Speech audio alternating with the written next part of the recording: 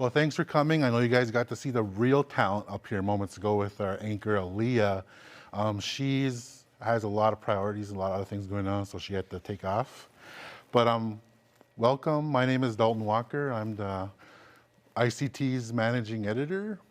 I hope you had a nice weekend. I hope you guys have had a great trip so far.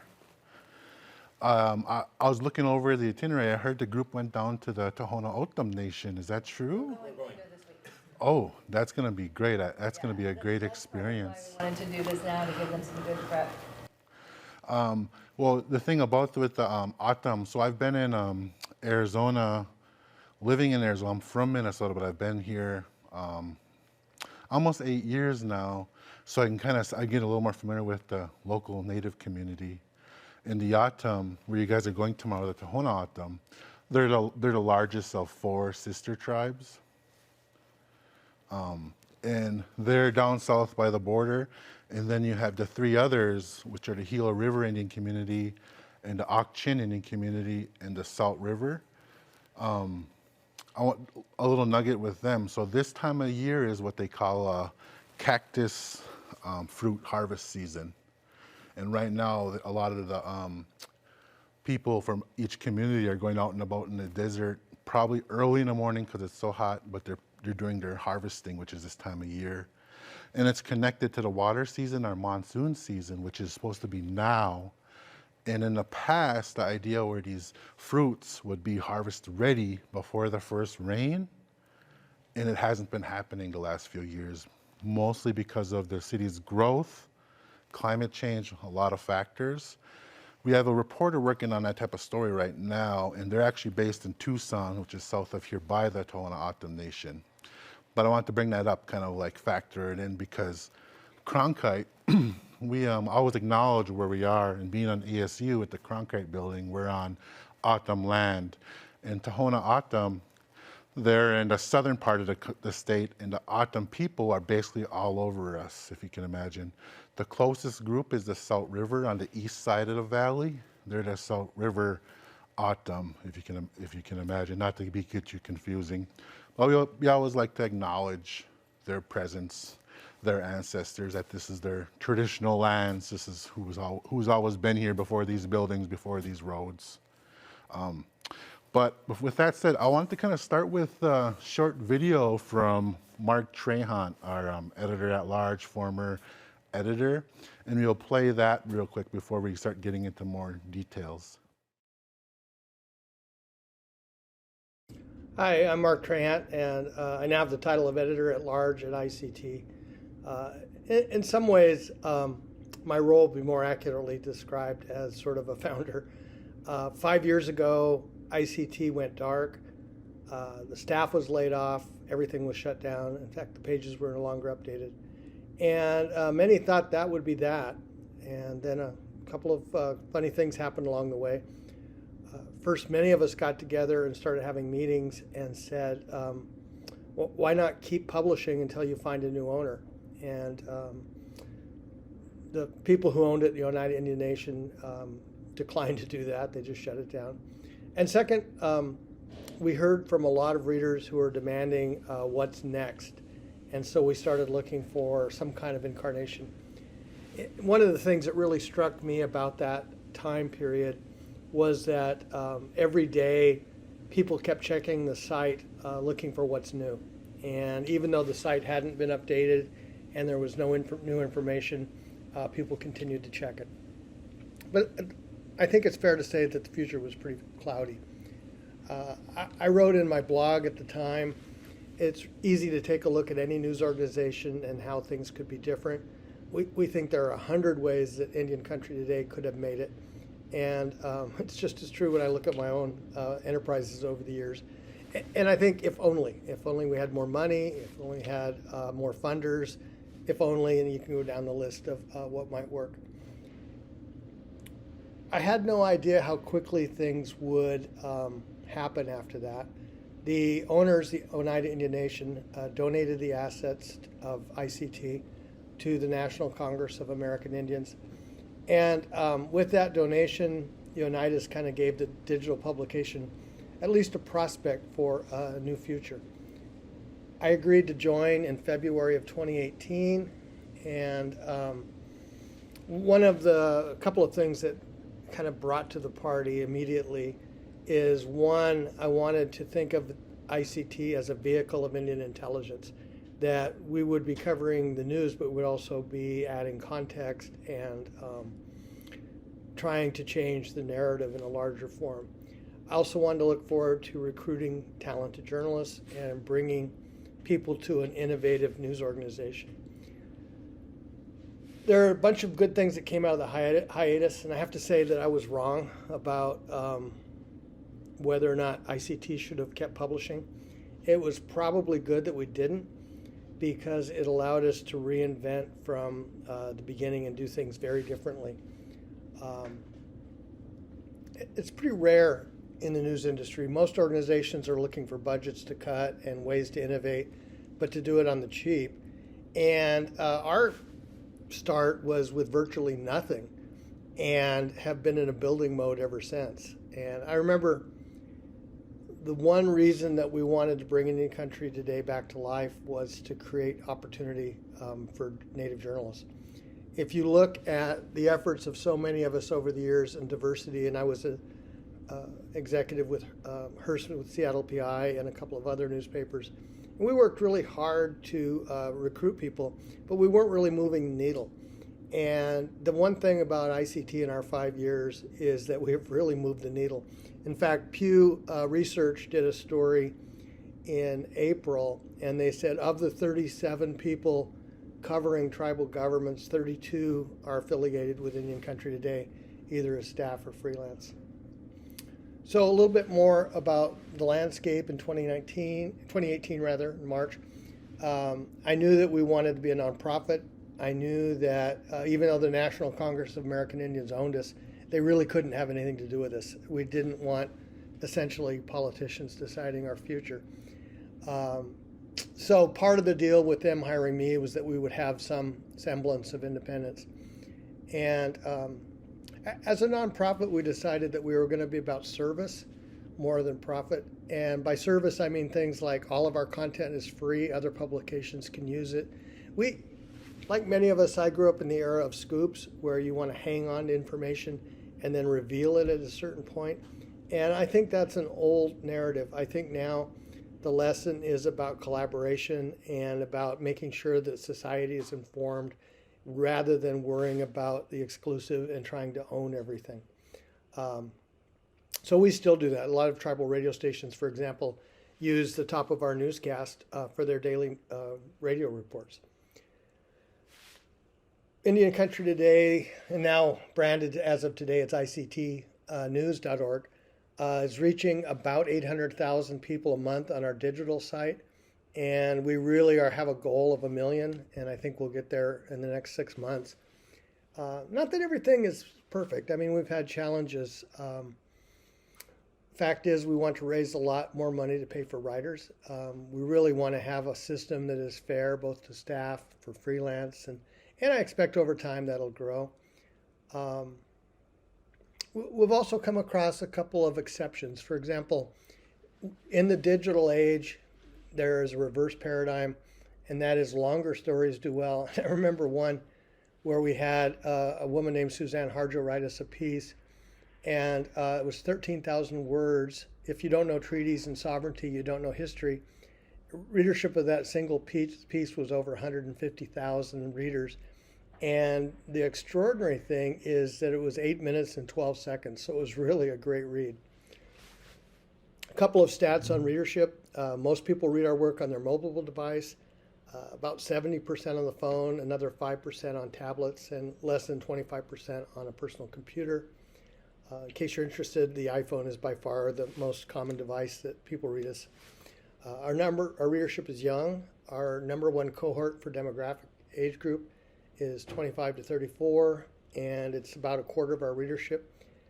Next are the ages of 35 to 44, 21%, and 45 to 54, 18%. Our readership is more female than male, and it runs anywhere between 60-40 and 55-45. I want to just mention how we came into broadcasting. So we have two divisions at ICT. Well, three really. We have a business side, business division, and then we have the digital division, which Jordan Bennett McGay heads, and that's basically a daily newspaper on the web. And then the broadcast is the third. And broadcast came about in an interesting way. And I know you're going to be talking to Aaliyah later, so and Max, so you'll have a great perspective from there. But there were more Native American candidates running in 2018, and we know it was going to be a really extraordinary election. And so on a whim, and it was a whim, 6 weeks before the election, we thought, what if we could do a broadcast and bring a lot of the indigenous journalists together to cover the races? There were more Native Americans running for Congress, governor, lieutenant governor, state legislatures than ever before. And we knew the story just wouldn't get covered. And we were still owned at NCAI at that point. And I remember going into my boss and I said, I'm going to spend $60,000 that I don't have. It's not in my budget, but I think it's important. And she agreed, and we did it. So for $60,000, we put together a 5-hour broadcast working with partners, FNX and tribal radio stations, and covered the election for 2018 with 6-hour. We were on the air for 5 hours on election night and another hour the next morning. The next morning, I remember writing a letter to the staff, and I said, if anyone ever says they can't find somebody, make them watch these full 6 hours because the talent is amazing. That same morning, a lot of the folks working on the project were thinking, what's next? What could we do now? How can we keep this going? And I just happened to be having a conversation with the president's office of ASU and the dean of Cronkite, the three of us. And I mentioned that we would like to continue doing broadcasts, and we were thinking about what it would take to do a daily broadcast. And Chris Callahan, the dean at the time at Cronkite, said, well, I don't think you can afford to do a daily, but I think you could do it weekly. And why don't you move to Phoenix and make this your base of operations, and we'll help you along the way. And it was a great offer. We moved to Phoenix almost immediately. I mean, by July, we were there and began planning for a weekly magazine television show. Then the pandemic hit. And the thing about the pandemic is it gave us extraordinary license to innovate. And we started broadcasting in a living room on Zoom. Actually, it started on Facebook even before Zoom. And suddenly we noticed that we had both an audience, and pretty soon one of our partners, FNX Television, said, if you do these in 2646, we'll air them every day. And before we knew it, within 4 months, we had a daily news show. And it started off pretty rough. We didn't have a lot of graphics. We didn't have a lot of technical prowess. And we just kept making it better every day. Now we're almost 2 years into the project, and I'm really proud of the broadcast. We're now in about 30 PBS stations. We got our first Corporation for Public Broadcast grant, and I expect that in a year or two, we will be basically ubiquitous national. We're also broadcast now in Australia. One of the coverage areas I think really is important is the Arctic. So I would love to see us on the air in Greenland and northern Canada and places like that. We've hired, meeting with Aaliyah Chavez, the first permanent anchor of the show. And again, I think every day it continues to improve. We originally set up ICT as a not-for-profit limited liability company. The idea was that NCAI would handle our business functions and personnel, HR, all that sort of thing. And that worked okay for the first 6 months. And then NCAI went through several leadership changes, and it became really clear that we were not going to be able to stick with that formula. So we agreed to split, and it didn't happen as easily as we would have liked, but it happened. And we're now more than a year in our own ownership. And in fact, AP had a great headline. It said, Indian Country today has a new owner itself. Our company is in Dig Public Media, and again, our focus is on public service. We are now the largest news operation ever in the history of Indian Country. We went from 3 people and a budget of $300,000 just over 4 years to 26 people and a budget of $4 million this year. Our plan is to double in size over the next 3 years, and we're opening bureaus across the country, and we'll reach $99 million and 42 employees. Our business model is a mix of foundation support, advertising, and underwriting. And my favorite category is individual donors, and I'm an individual donor. I give $5,000 a year, so I think it is something that I think is really important. And last year, I wrote a budget of $200,000 from individuals, and I thought that was a stretch goal. And we ended the year with $340,000 individual contributions. And here's the cool part: the average donation was $35. That means hundreds of people were investing. And one of my favorites is when you get a letter from Pine Ridge, South Dakota, where somebody stood in line to get a money order for $35 and then sent it to us. What's next? That brings me to my final thought, and that is we really ought to be creating a company that's focused on innovation. We can do better by being inclusive in our reporting and more important in our hiring. And I really think one of the great lessons from ICT is that this is a moment in history for innovation, that so much of the media is working on a past paradigm and cutting budgets rather than thinking, how do you grow? How do you build something that really can be extraordinary? And I think that's something we do with public service, and I look forward to it. Thank you. Sorry again, I can't be there in person, and I look forward to answering questions. Yeah, Mark's gonna come in through the sky and answer all your questions. No, but for real. Yes, I have a little piece here, and he's gonna come out. But yeah, but for real, Mark's actually in the field right now. He had to go to Chicago for part of this economic grant that has him reporting on a variety of things regarding indigenous economics. Great project. We have some of his material on our website. I recommend checking it out. It's easy to find. Corporate ownership. Yeah, there's so many layers. It's just mind-blowing how much is out there. And I think this was one of the trips that he was able to plan ahead, and they got cooking. So I know Mark would be here, and he would, as he eloquently said, he would be able to deliver this in his sleep. But before we continue, any questions so far that I can try to help? I know I can help explain what Mark was talking about a little bit. Or anything in general regarding our production here? Aaliyah, go ahead. I'm curious about the Indian country. Like, since you are dealing with the people, community people, Indian country people, so how those people identify themselves? I mean, taking their identity, passport or their ID card or something like this. They are U.S. citizen, or they just how they actually identify themselves? Great question regarding, I guess there's a lot of things there: native identity, citizenship, tribal enrollment, a lot of factors your question kind of leads into. That kind of goes back to our name, Indian Country Today, which is a household fixture for 40 years. We're now ICT, and that could mean a variety of things. Basically, we're leaving it up to our readers and viewers to think what it should mean. I gotta apologize. My glasses aren't as great as I want it to be. But so it could be indigenous news, it could be Indian news, it could be indigenous community, kind of whatever our reader wants it to be, because we're all of that. And what your question related to about our readers, our people who are citizens, there are more than 570 federally recognized tribes in the United States. For example, I am a citizen of the Red Lake Nation, Ojibwe, in northern Minnesota, and that's just one of the 570. With that comes citizenship as a U.S. citizen and as a Red Lake citizen, so dual citizenship, if you will.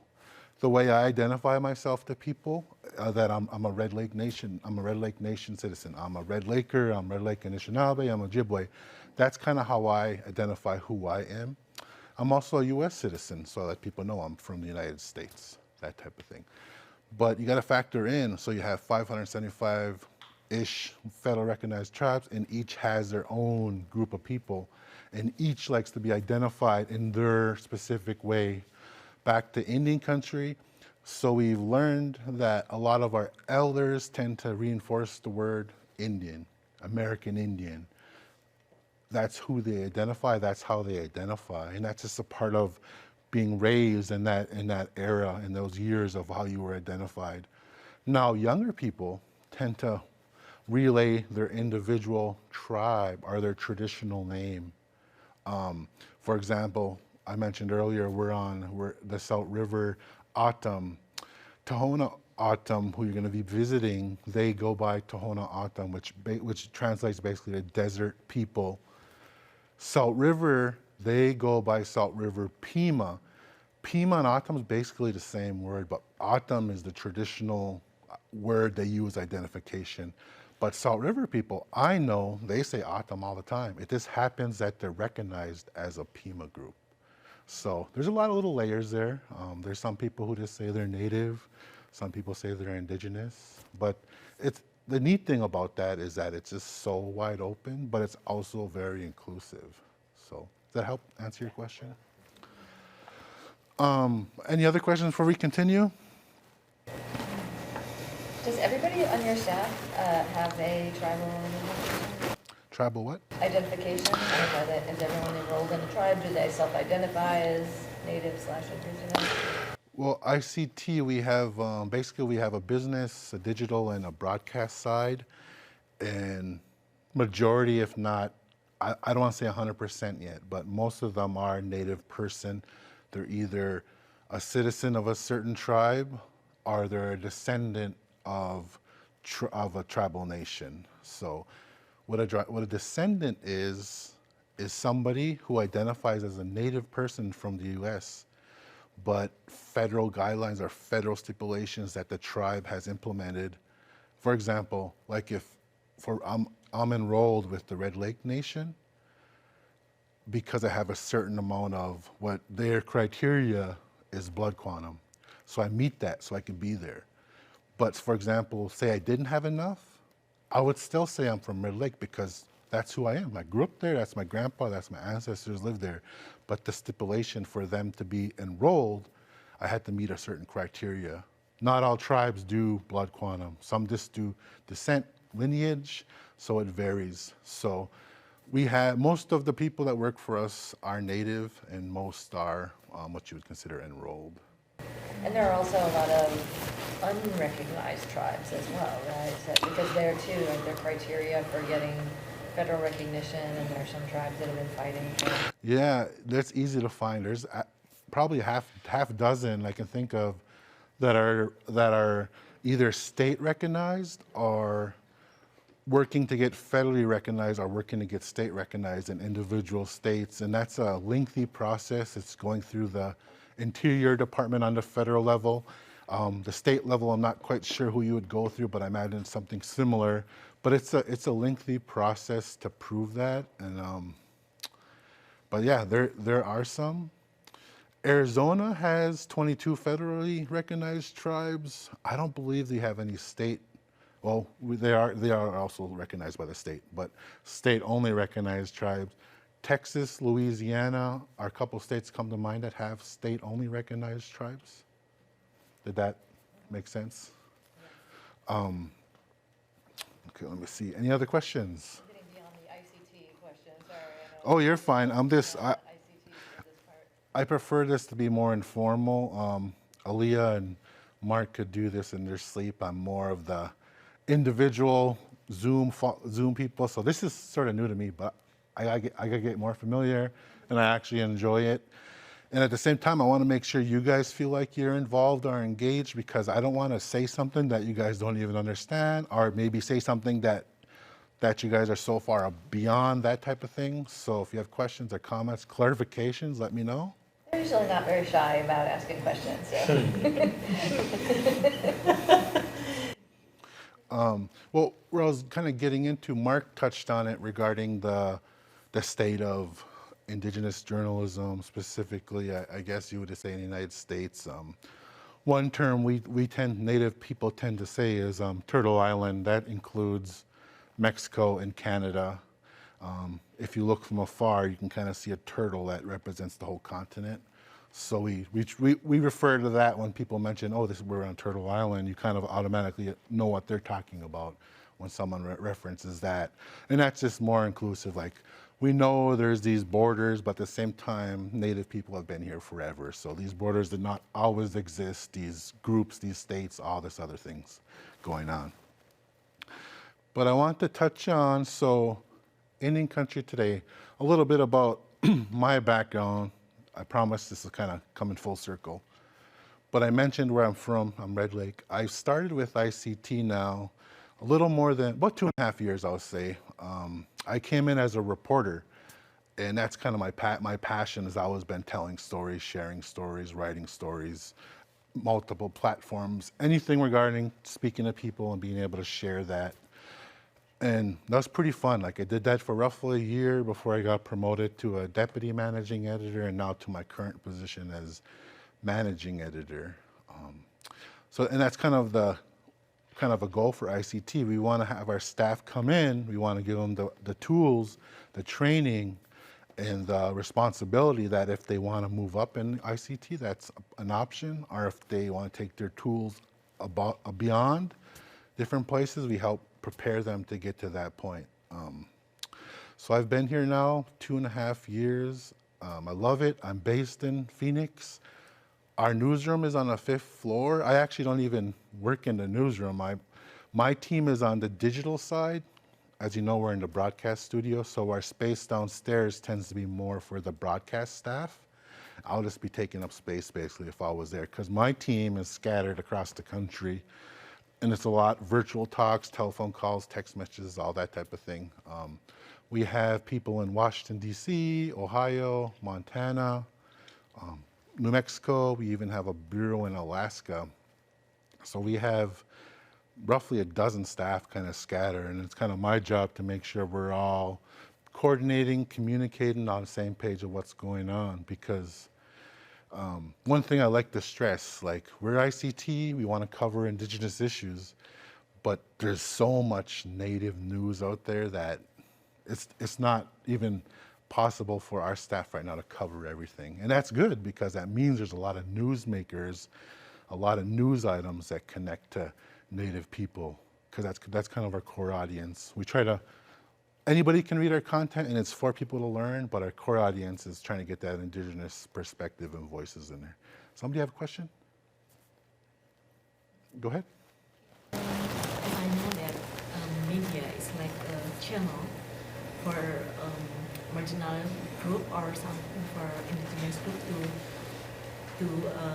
to share their voice in the world. I mean, for this community, for Indian community, when they build, I mean, this ICT is like a channel for them to share their voice to the world. I mean, what is the main purpose that this community want to hear about them?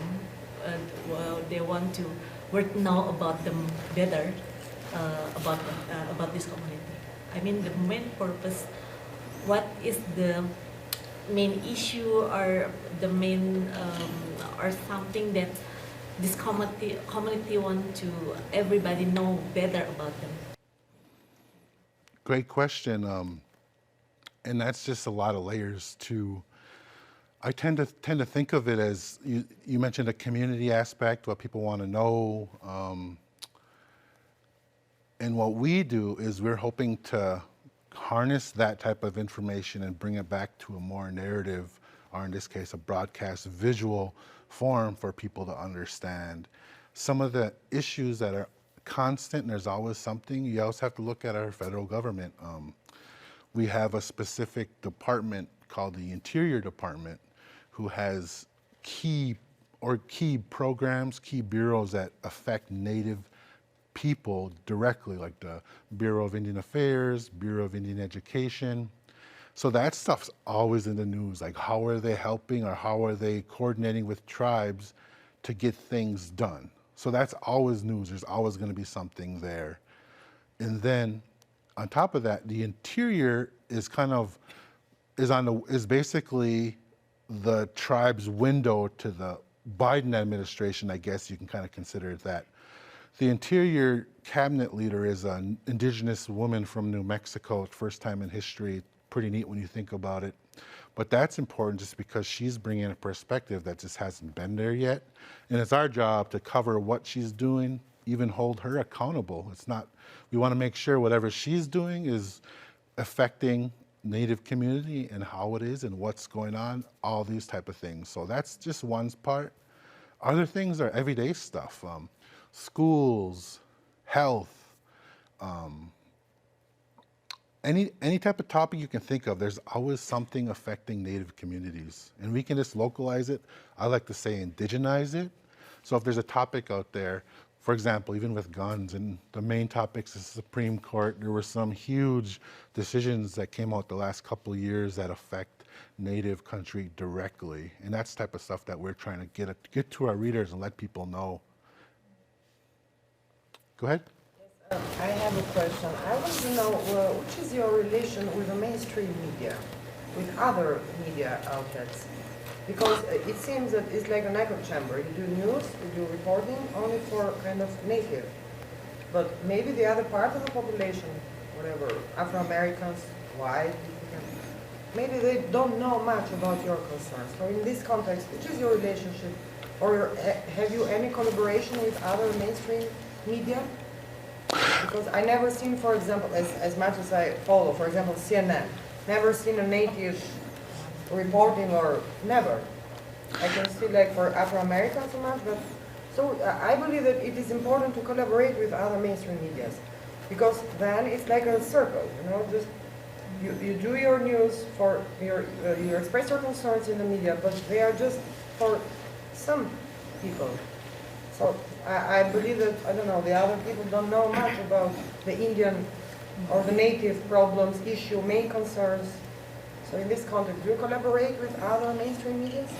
So your question is collaborating with other newsrooms and kind of getting the word out on our talent and our skills. I want to go back to Mark mentioned in his talk regarding the talent, which is true. The Native journalism talent is there. It's only getting better by the day when you break it down. So we're out there. It's up to these mainstream journalism newsrooms to broaden their horizon and to hire these Native people because we're here and we're ready to go. So that shouldn't be an issue on our end. ICT, we collaborate with a lot of nonprofit newsrooms, but we also have a great relationship with the Associated Press. One of our former editors who works at the AP, she was with us for about 10 months as a bridge, but she was with ICT as an employee, but she still had that AP connection, and now she's back. But those 10 months were kind of neat because we worked a little more closer with AP on potential stories, coverage, shared content. And even that exists today. If we write something, well, first of all, our content, our bylines, our photos, our videos are free for anyone to republish on the website, on their social media, in a newspaper, at no cost. All we ask is credit. So with that said, that share we are being shared. So CNN or somebody, they could just pick up our stuff if they wanted and credit us, and that would be awesome if they did that. And then the AP will periodically pick up our stuff too and put it on the wire for anybody to pick up that's an AP subscriber. And that happens a couple times a month. AP has certain guidelines or criteria, what they're hoping to get to share with their subscribers. So sometimes a lot of our stories don't necessarily fit that mold, but a lot of times it does. So those stories get caught up and you can find them anywhere. Because like, for example, I had one about a powwow MC, a native powwow MC last year. And it was just a feature on this woman and a couple others who are trying to break this, because it's mostly a male-dominated job. And they picked it up, and I was hearing people from all over the country, hey, I saw your story in this newspaper, and that's always pretty neat when they do that. But anybody can do that, and that's the thing. We're trying to get the word out too for that, so they can pick up our stuff. But you're also right too. Like, I guess we can do more collaborations in the future too. That would be great for everybody involved. Anything else? I have one more video I want to share. I know our time's coming up here. Was it 10:15, 10:20? 10:45. Oh, never mind. Go ahead. Go ahead. I don't recall if you said that already, but you broadcast just for Arizona, or you broadcast to nationwide? So our broadcast team, we have, I know it's more than 20 channels that go out. It goes on to PBS. There's these other groups called FNX Pick It Up, and other public broadcasting channels also pick it up. So it goes across the country, and I don't think it's every state yet, but it potentially could be. 30 PBS stations across the country? So it goes out in different times. Sometimes it's at night, sometimes it's in the afternoon. And then we have some of the smaller tribal publications might pick it up too. But they also pick up the audio component too for the radio. So we have the broadcast as an audio format, and we also have the headlines of the broadcast as a clip too. So a lot of the tribal radio programs will pick that up and play that. And that's all they got to do. They just got to download it, and then they can run it anytime. Did that help? Anything else? These are good questions. You're making me really think about things. But the program was recorded earlier in the morning, this morning. It will be telecast on PBS. Yeah, so the way our workflow is, so we do Monday through Friday, except holidays. So today is our first day back. We're working on the advanced show the past couple days for today, and we come in and shoot it. And now our editing team takes it and tries to meet our deadline so we can put it all together and send it to our partners by a certain time this afternoon. And then we also put it on our website by 5 p.m. Eastern time, so 2 p.m. our time. So anybody is anywhere, they can go to our website, our YouTube channel, and around 2 p.m. they could watch our latest show for that day. So you can all continue to watch ICT after you go back to your home country. It's free. Yeah, and our website's we don't have a subscription model right now. That's kind of our goal, is to offer it as easily and accessible to people as we can. So we're hoping that that doesn't change anytime. That's part of the public service mission that Mark was talking about. Yeah, as he eloquently said. Yes, exactly. Any other? Go ahead. Maybe it's related to me as a woman. I want to ask about gender issue in the Indian people. I mean, for a woman in your in the community, what is the main issue or problem related to the woman in Indian community? Oh, that's a great question again. So that perspective, we have we really have to balance the way we look at it. We try to balance our staff where we have women, men, who identify certain things, so we can kind of keep in a loop on what's happening. Like, we see the headlines of stuff that's happening to women, like the Supreme Court issue with abortion, or any other issue. We see that, but we kind of want to see if we make sure we get that perspective from our talent, for our Native women talent, to see what's going on, because that's firsthand knowledge and that's firsthand experience. So that's a part of it. The Native women, man, there's so many things going on, and I hate that we always glorify the negative with it, but at the same time, it's ultra important, because 1 in 3 Native women are abused and also end up missing. And it's ridiculous when you look at the numbers. And there's actually a campaign for, it's called MMIW, Missing and Murdered Indigenous Women. And it's an intense, and it's an important topic, but it goes to show you how Native women aren't looked upon by a lot of people as on the same level. And that's just one of the issues. Another issue is with the abortion federal law coming into play, how does that affect Native women? Native people tend to be more on the Democratic side than a Republican, so those type of things kind of come into play too. But not everybody. Like you might go into community, maybe have some elders who are women, and they might not align with everybody else, and that kind of goes into talking to people, asking people. You can't put just because they're part of this one nation, you can't say that's who's speaking for them. Sometimes you can get away with that by talking to like a president or like a chairman of that nation, but a lot of times you want to get voices of the people that are there that are living these experiences. Go ahead. This is kind of another angle for the question Annie was asking you. How do you feel about the coverage given to the native or Indian affairs by the other media, like mainstream media? The coverage of the mainstream media on Native people? Yeah. It's getting better. I've been a journalist now for 15 so years, and I've noticed the difference. When I was coming in, unfortunately, journalism, especially daily newsrooms, kind of hit a brick wall. There was a lot of cuts. There was a lot of newsrooms are being shredded to what they once were. So priorities shifted dramatically on coverage, and I was part of newsrooms that did that. And you can kind of see what was a priority, and what wasn't.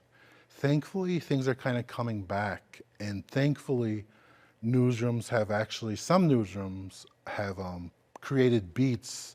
There's a couple out there called Indigenous Affairs reporters. Report for America tends to promote that side with their reporters that go to newsrooms. And there's some nonprofit newsrooms who stress that too. So it's kind of neat to see that growth. Of course, there's a lot more that could happen, but it's getting better. I know it's only going to get better. And hopefully these newsrooms that go this route, they kind of look for organizations like the Native American Journalists Association, or even like us, ICT. Like, we have the talent, we know where the talent is, like they're there. You want a Native person, we can probably help you get that person. I think part of the issue is that what coverage, right? There's not as much coverage of Native issues or Native perspectives on issues in the mainstream media as there could be. You can say that about a lot of groups and categories in the U.S., but I think Natives in particular are often overlooked. There's still a lot of Americans who grow up thinking that, that Native Americans are a historical thing and not a people who live among us right now, Yeah, that's true. I try to stress to people that Native people aren't only in the history books. We're here. We're all over the place. We're among people. We're like you. We're not only in the historical books. And on that said, like, they're starting to erase that part too with the whole historical aspect. But no, we're here, and there's a lot of us who are thriving. Back to the you mentioned the collaboration between us and other newsrooms, or potentially like CNN. What's kind of neat, NBC recently hired a Alaska Native correspondent, and she's been doing good stuff, and it's kind of neat to see that lady on the news once in a while. So they're making progress, but of course, if we had our way, it'll be a lot more dramatic. Go ahead. How do you address your misconception about native people here? I believe that even, for example, I remember a movie when I was a child, it was Dances with the Wolves. I don't know if there has been any misconception there, because, so how do you address this? Because maybe there are like historical misconception, meaning that they were here but they're not anymore. So how do you address this kind of misconception? By training your journalist or in your station? That's a good question, and that's actually comes up often, how Native people are perceived in popular media or pop culture. The nice thing is that there's more outlets now, especially like social media, in ultra platforms. Like, I remember growing up in the 90s, you had the CBS, NBC, and kind of this the big guys, and maybe you would watch a movie or something that you would get from the major people. But now that's totally different. Did you mention Dances with, yeah, Dances with Wolves. I haven't watched that. Man, I can't remember the last time I watched that, and that's on purpose.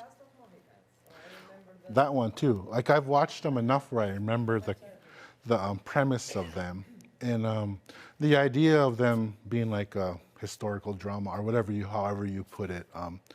They tend to do well, and at the time they did well for revenue and all this stuff. But it was kind of like a setback for Native people. Like I'll be hanging out doing my thing, and all of a sudden people think I live in a teepee in the grass or something, just because that's their only medium of getting people on Native people, and that's changing now. You have ICT, you have other publications out there doing stuff. Part of it, you have to look for it. Like people are fed so many things, so they don't expect to go to it. And we have the attention span of a dog finding a squirrel. So that's another obstacle we're facing too. But there's other more contemporary examples out there. Like for example, Rutherford Falls just came out. It's a sitcom on the Peacock, which is part of NBC, and they kind of squished those perceived stereotypes really good. Great example to see how far we have come when it comes to Native storytelling and Native acting. The showrunner's an Indigenous person, the main actor's an Indigenous person, and this is on a national platform. This is not something that you only find where Native people can find it. And they're getting into important topics like that. And there's other shows like that too. So there's more shows, more opportunity, and they're coming. You might have to look for it a little bit. There's one that's called Dark Winds now, about Navajo police in the 70s, and it's also with a lot of like Native American cast. The interesting with Dark Winds. I just saw like 2 episodes, and I don't know anything about Indian culture, so I can't evaluate probably as you can. Well, I encourage you, if not to take that for verbatim on the culture, because that one has a Native director and Native actors, and it's pretty popular beyond Native people. Like people like it. I'll see a lot of people that Native people like it too, but it also has a little bit of some troubling aspects to it too. So you got to be careful with that one. Like anything, you just got to be careful and you could find that type of thing. For example, the Navajo Times, which covers the Navajo Nation in northern Arizona. You guys familiar with the Navajo Nation? It's them and the Cherokee Nation go back and forth with how many enrolled citizens they have. They're the 2 largest, 500,000. They're pretty big. And he mentioned Dark Winds, and that's kind of where it's filmed up in the Navajo Nation. If you look on a map, they have a pretty big parcel of land up there. So Navajos tend to be more of a dominant name because people know it because there's more of them. But just be careful with the Dark Winds of taking what you see from there as what's going on. And that's where ICT plays a role. Go to our site, look for stuff, see stuff, search keywords. You're gonna find stuff that you probably won't be able to find anywhere else, and hopefully that'll inform you a lot better. And hopefully you can be able to inform your friends or coworkers too. Go ahead. Pandemic affect indigenous people, and how did the mainstream media cover the issues of indigenous people during the pandemic? During the pandemic? During the pandemic? Unfortunately, Native people tend to be other in the category by federal studies of issues regarding COVID, or basically anything you looked at's been studied. There would be white, black, whatever, but Native people always tend to be in the other. That's a little bit of changing now, which is awesome, because I want to know how Native people are for certain categories, and the federal government has been tweaking that a little more since Biden came in, and I imagine a lot of that has been because of the interior reach and the Biden administration bringing more Native people to the table. So that's been beneficial, but it's still not enough. It's never enough. When the pandemic first started, ICT, we created a spreadsheet because there were a lot of deaths being reported among Native people that just were being thrown into mass count. So we started counting, and it got pretty high really quickly. But that was just kind of one effort we thought we didn't see anywhere else. We got to make sure we use our data to benefit, to not only let our readers know, but it lets partners, news partners know too how to cover a certain topic. And we're credible, so they'll see that and that'll help them too.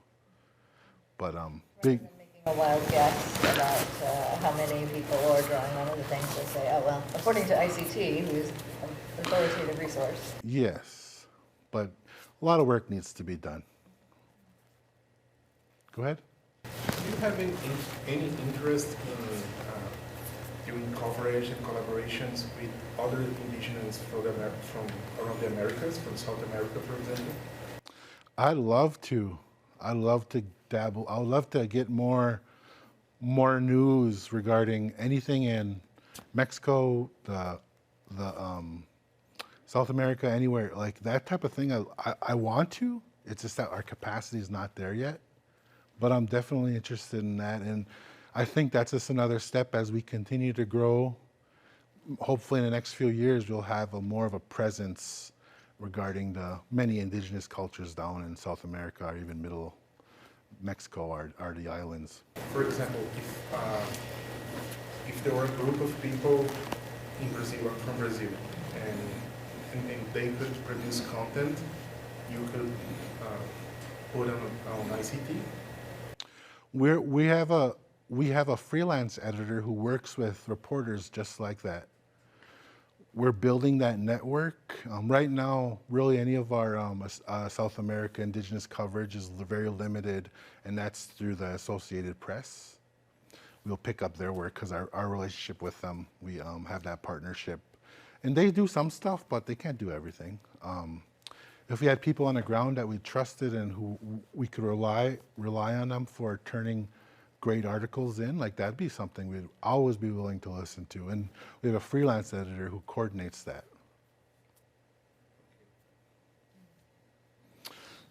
Well, we're about 15 minutes. I have another little video I wanted to show you guys. Any other questions before? But a little bit. So this video we're gonna watch now is kind of, in November, ICT celebrated 40 years, our 40-year anniversary. This kind of looks into the early beginning before ICT was even ICT. It was called something else. So it kind of gives a little bit more of our history. I thought it'd be kind of neat for you guys to watch. So feel free to play. The creation story of Indian country today starts 40 years ago in Pine Ridge, South Dakota. Tim Gallego was the founder and editor. He named his newspaper the Lakota Times and provided the news for the Oglala Lakota. Well, we were Lakota Times up until about 1989 for about 8 years. And at that point, I started getting requests from, we were really strong on the Pine Ridge Reservation. I mean, our paper was selling out every week on the reservation. And pretty soon Rosebud wanted us to start delivering papers at least there, so we set up drops and started delivering Rosebud. Then pretty soon Cheyenne River, Crow Creek, and pretty soon we were on all the reservations in the state of South Dakota, all 9. Years ago, Gallego and his staff were writing about the trauma of boarding schools. And soon, people across the country were subscribing to his newspaper. Then we expanded beyond that. We had to start getting a lot of readers in New Mexico and Arizona and other places, in Montana, Wyoming, North Dakota. So we thought, well, the name Lakota is strictly, like for our paper here, it's like the Navajo Times is for the Navajo people. But now we're more of a national paper, so we came up with the name Indian Country Today. In fact, Avis Little Eagle came up with that name. Yeah. So we made the change. After a few decades, Gallego sold the paper to the Oneida Nation. Ownership changed again when the Oneidas gifted it to the National Congress of American Indians. And then Mark Trahan was brought on board to guide the news outlet into the digital age. At the start of 2019, there were 4 employees of Indian Country Today. By the end of that year, there were several more. And we continue to grow both our broadcast side and our digital side. Today, our parent company is Indig Public Media. We are a nonprofit news organization, and that's why we need your help. Now more than ever, news relevant to our people is needed.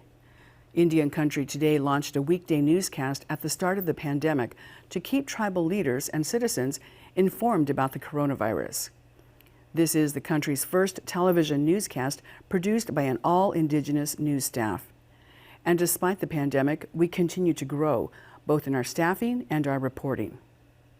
Our main office is in Phoenix, Arizona, and we have 2 bureaus, one in Washington, D.C., and another in Anchorage, Alaska. We have correspondents like Marionette Pember based across the country.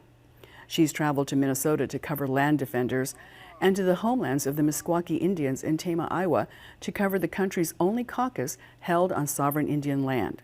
And she's even featured Native youth. I'm here on Madeline Island in Wisconsin, and this is a very important place for Ojibwe people. Behind me you see some boys and girls playing lacrosse, which is a traditional Ojibwe game. It's the creator's game.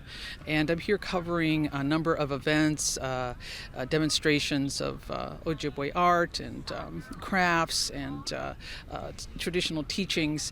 This is the kind of thing that we cover at Indian Country Today. Meet a few more of our staff. Bonjour.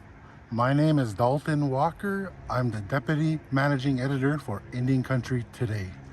I'm coming to you from the homelands of the Peepash and Atam people on the banks of the Salt River in what is known as the Phoenix Valley. Working for Indian Country Today is a blessing.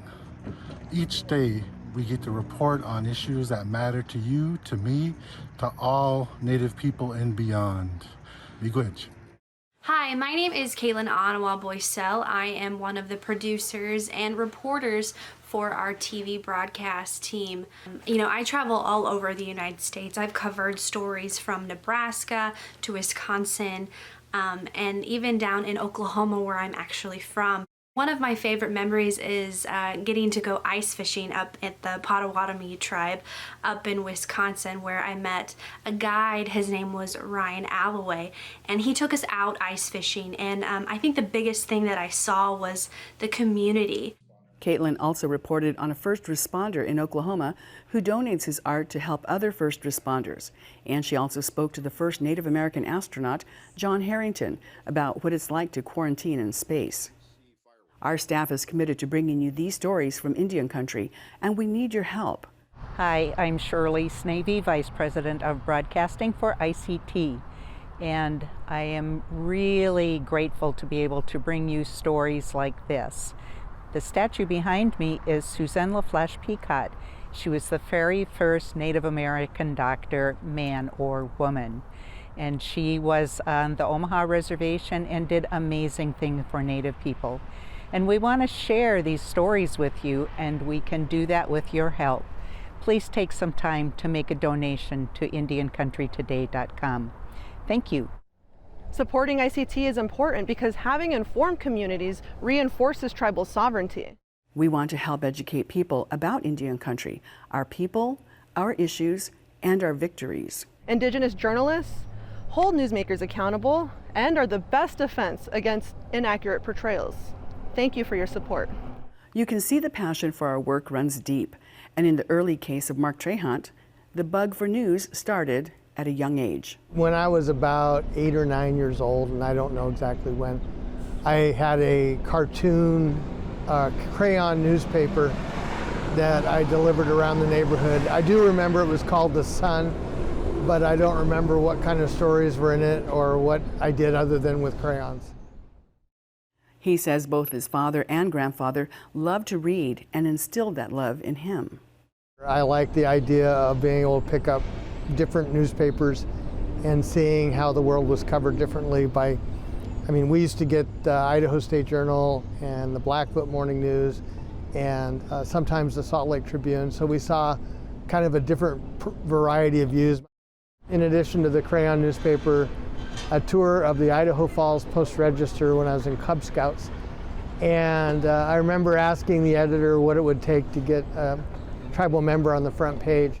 Now, just about every day, Indian Country Today posts a story featuring a Native person on the front page. We're here on the campus of Arizona State University at the Walter Cronkite School of Journalism and Mass Communication. One of the things that I think is important about ICT and building a partnership with Cronkite is we can offer internships. I think what's so extraordinary is if you look back since we started, several of the folks who came from internships or fellowships are now full-time employees. That's another mission for us, to build that next generation of Indigenous journalists who know Indian country and can tell our stories, especially at this unique point in history. Never before has Indian country been so well documented from the perspective of Indigenous journalists. Hi, my name is Max Montour, and I'm a newscast video editor here at ICT. What excites me most about being a part of this team is how we're all contributing to an archive. It is an Indigenous perspective captured through the pandemic. From our newscast to all of our digital stories, we're documenting how we all reacted and dealt with current events. Future generations will have the ability to look back and hopefully learn from moments like these. And with the help of our funders, we're only going to be able to capture more of what it was like to be Indigenous today. So thank you all for your help. It is greatly appreciated. Video came out, I believe, in November. It's part of our fall-winter campaign, letting our readers know that, hey, we've been around for 40 years, but also encourage any type of donation. So that's kind of what the aim was when we did that.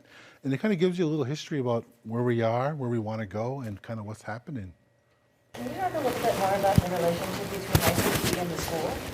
They mentioned internships there. Partnership. I'm sorry? Partnership. Oh, yeah. Yeah, ASU has been great to us. Mark touched on it a little bit, but they offered the space for us to do this and to have a newsroom. I don't know if you're going to go down there. We're on the 5th floor. I was hoping that we could go through there on our way. Yeah, feel free. It's not. Disrupted your meetings or anything. Well, it's a shared space. I believe PBS is down there, maybe another group. So there might be a lot of people you might not even know who's there, but we kind of a shared space down there. And I believe, well, Mark usually works out of it. One of our vice presidents, Mike Kellogg, he works down there. And then the rest of the broadcasting team pretty much works down there 5 days out of the week. But ASU provided that space, and we coordinate also too with the internship program and kind of scout their talent too, coming in through the journalism ranks. We have a close relationship with the student newspaper, the Cronkite newspaper, so we pick up their materials too if they have something that might work for our audience. Okay, News also has a vertical related to Indigenous affairs, right? I wouldn't be surprised if they do, but we provide their digital content and even their broadcast content sometimes makes it on our channel because they do good stuff and they're recruiting on their own native talent too. So it's nice that we're kind of getting the first perspective of these prospective students that might potentially come work for us or be interested in interning with us too. And that's another relationship we have with ASU. We have a fellowship program too that we're launching. I don't recall the details about that, but I could get that information if you guys are curious about that too. Go ahead. About, I'm curious to know about your business model. In the video clip, I heard that some of the money come from donation. I would like to know who provide the money for the program. Government or private sector or individually, and can you tell us a little bit how you generate the money in order to secure the sustainability of the program? Well, with our growth, I can share a little bit. That's not my expertise, but I can share you what I know. So through our growth, I've been here now for 2.5 years, and just me being here that time, we've probably added nearly a dozen staff members. And a lot of that too goes on our business side, and that's kind of their objective is to find funding through donations, through nonprofits, something whether we can get like a grant or something. That's kind of their priority. But we also have this individual priority, like how can we get the message out that we want people that read our stories, watch our videos, like our social media posts, that they can also help us by just donating $20, $30. And that's kind of a push too, because we get a lot of money just from people donating $20, $30 at a time, and we take anything. I think Mark mentions that little story, but he's our collector. He'll go to the post office and pull out these notes, these letters from our readers, which are awesome. They're maybe a page of why they like ICT and why they're donating their $25. That's kind of the coolest thing to see there when you have individuals coming down, taking time to go to the post office and get a mail order and doing that type of thing. And that's kind of, that's pretty neat too. But yeah, we have a team that works on grants, works with foundations, nonprofits, trying to create this revenue source. Anything else? Are we getting there time-wise? Yeah. Is there any chance, I mean, I know you've got stuff to do, like, that instead of us just wandering through on our own, that we come with us to the fifth floor and just sort of Yeah, I can show you guys around, no problem. on our way down, and then we'll take a break and then reconvene in 355? Okay, and that's at 11, right? Yeah. All right, well, thank you. Thank you, guys. When you guys are ready, I'll take you down.